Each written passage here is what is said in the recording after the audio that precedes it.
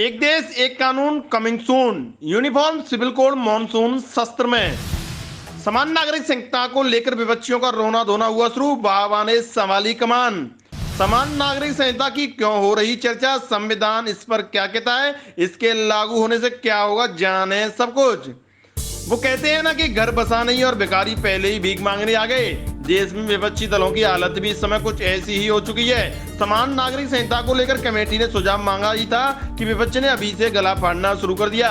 समान नागरिक संहिता को लेकर विपक्ष इतना आग बबूला क्यों हो रहा है, ये तो हम आपको बताएंगे ही, लेकिन उससे पहले आप जान लीजिए कि आखिर समान नागरिक संहिता क्या है, संविधान इस पर क्या कहता है, इसका इतिहास क्या है, नागरिक कानून आपराधिक कानून से कैसे अलग होता है, समान नागरिक संहिता से क्या बदलेगा, समान नागरिक संहिता पर बहस क्यों हो रही है, ये सब कुछ बस 2 मिनट में ही हम आपको बता देते हैं। दरअसल समान नागरिक संहिता का अर्थ होता है भारत में रहने वाले हर नागरिक के लिए एक समान कानून, चाहे वह किसी भी धर्म या किसी जाति के क्यों न हो। समान नागरिक संहिता लागू होने से सभी धर्मों का एक कानून होगा। साथ ही तलाक, गोद लेने और जमीन जायदाद के बंटवारे में सभी धर्मों के लिए एक ही कानून लागू होगा। विधि आयोग ने बुधवार को समान नागरिक संहिता यानी यूसीसी के मसले पर नए सिरे से परामर्श मांगने की प्रक्रिया शुरू की है। आयोग ने आम लोगों और धार्मिक संगठनों से इस मुद्दे पर राय मांगी है। विधि आयोग को इस कदम के बाद समान नागरिक संहिता का मुद्दा फिर से चर्चा में आ गया है। अब ये भी जान लीजिए कि क्या इससे पहले इसको लेकर के पहले भी मांगी गई थी। कर्नाटक हाईकोर्ट के पूर्व चीफ जस्टिस ऋतु राय अवस्थी की अगुवाई वाले विधि आयोग ने समान नागरिक संहिता के लिए दोबारा से राय मांगी है। आयोग ने बुधवार को सार्वजनिक नोटिस जारी किया है। इससे पहले 21वें विधि आयोग ने यूसीसी पर लोगों और हितधारकों से 7 अक्टूबर 2016 को राय मांगी थी। 19 मार्च 2018 और 27 मार्च 2018 को फिर से इसे दोहराया गया था। इसके बाद 31 अगस्त 2018 को विधि आयोग ने नागरिक कानून के सुधार के लिए सिफारिश की थी। चूंकि पिछली राय को 3 साल से ज्यादा वक्त बीत चुका है, ऐसे में विषय की गंभीरता कोर्ट के आदेशों को देखते हुए विधि आयोग ने इस विषय पर फिर से राय लेने का फैसला किया है।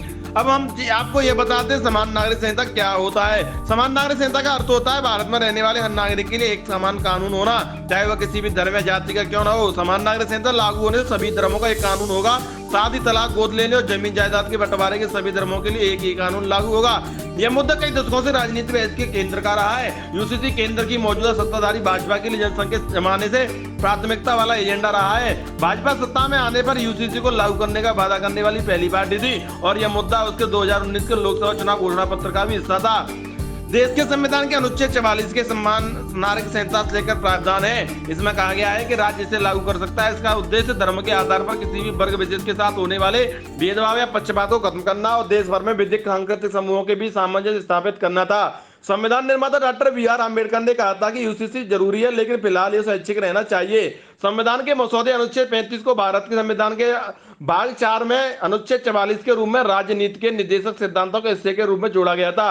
इसे संविधान में इस नजरिए के रूप में शामिल किया गया था जो अब तक पूरा जब राष्ट्र इसे स्वीकार करने के लिए तैयार होगा और यूसीसी को सामाजिक स्वीकृति दी जा सकती है।